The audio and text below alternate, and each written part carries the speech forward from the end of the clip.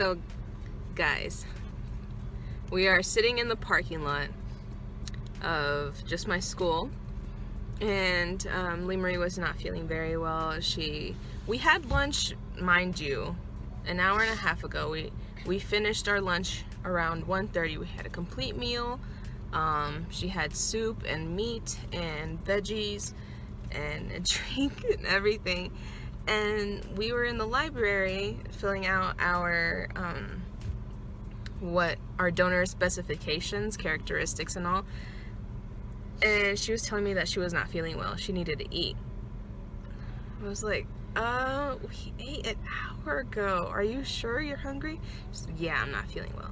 So we stopped at a little cafe that's on campus, and she got almost like a calzone type of meal and a chia and lemon drink. We're sitting in the parking lot now. Brings me back to the original thing. And I'm finishing filling out all the paperwork, and we're talking about the characteristics, and I said, damn, everything that we're filling out, it really does sound a lot like me. Like, we're trying to find like a male version of me, like a sperm donor version of me. And then I'm just continuing to write, and out of nowhere I just hear sniffling. I'm like, what's going on? I look over at Leigh Marie, and she's crying. Not like a little cry, like she's starting to bawl. Her face is all red, tears streaming down her face. And I'm like, what's going on? What's wrong? She's crying out of nowhere. I don't know what's going on. And she can't tell me, so I just give her a sip of her drink so she can, you hold your breath when you drink, so it helps. And she was like, I'm sorry. And I'm like, what is it? Tell them. I don't think I can. Yeah, tell them. Why not? It's a good memory. Come on. Ew. Sorry. I was just thinking about, like, our little kid being like a mini Vicky. Like, it doesn't matter if it's a boy or a girl. It will be like a mini Vicky with everything we're putting on here. And I just, like, couldn't take it. Oh, you're so cute. She's so cute. Oh, and she's crying again. Oh, no, don't cry. Don't cry.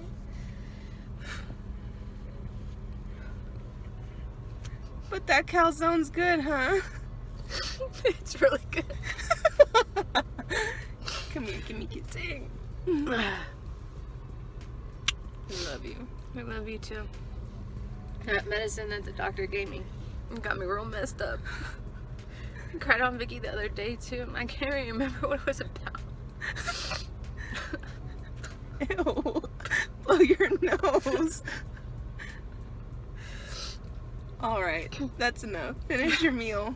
We are heading to our second appointment. It's Tuesday, September 24th. We have an appointment at 3:30, which we need to go. And we're gonna be late. You ready? I'm ready. So we just finished with our follow-up appointment. She said everything on the Hysterosalpingography looks really good. We're taking the results home after she's looked at them now. We're going to proceed as planned. And right now, we have everything set up to do our inseminations March, April, and May. It feels... Of 2020. Of 2020. Yes. Everything feels so real right now. Like, we just paid for everything. And so, like, it has to happen now, right? So, I mean, I almost feel just as overwhelmed today as I did on our last visit. Especially... we got to spend some time with the doctor, answer our questions. We did the payment. We got our receipts and everything, so for all the legal documentation. And then we also talked to their psychologist. So if we are having any emotional difficulties, the process is supposed to be,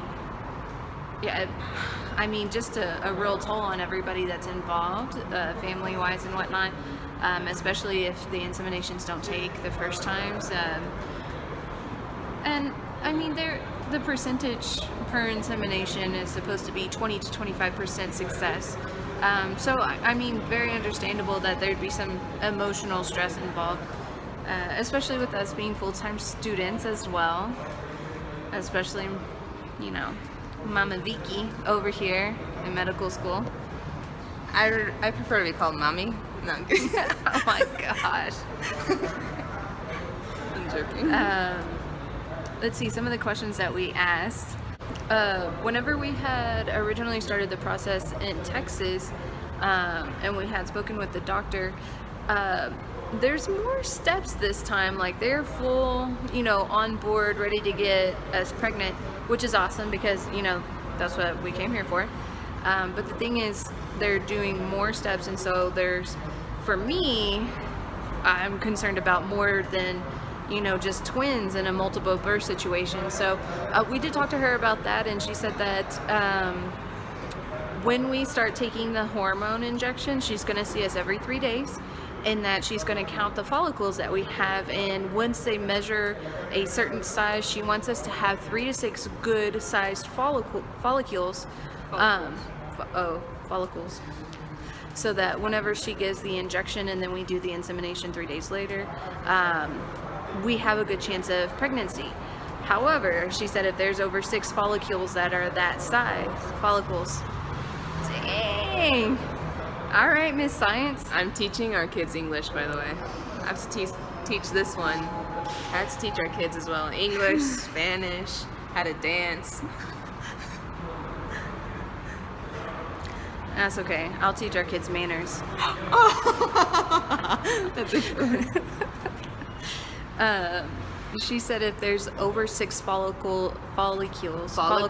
Dang, I had it right the first time. Jesus. Okay, if there's over 6 that are over a certain size, then we will not do the insemination, and that we will wait until the next cycle. Since right now it is September, and and that we're waiting to do our inseminations March, April, May, I'm going to continue on the metformin, continue on the folic acid. I'm going to hold off on the baby aspirin and then start it back up again in December. You want to talk a little bit more about what the psychologist was saying? Oh yeah, it was in Spanish, so she didn't quite understand. She understood, but not quite. But anyway, so she was saying that they actually offer seminars, or what they call talleres, so yeah, seminars, of just emotional, nutritional, mental type of health. And they do it twice in a month, so every second and fourth Saturday. And every month they just do different type of seminars and group gatherings for everyone that's kind of going through the same thing. That way you can actually talk to professionals and get to know other people that are going through the same thing as well.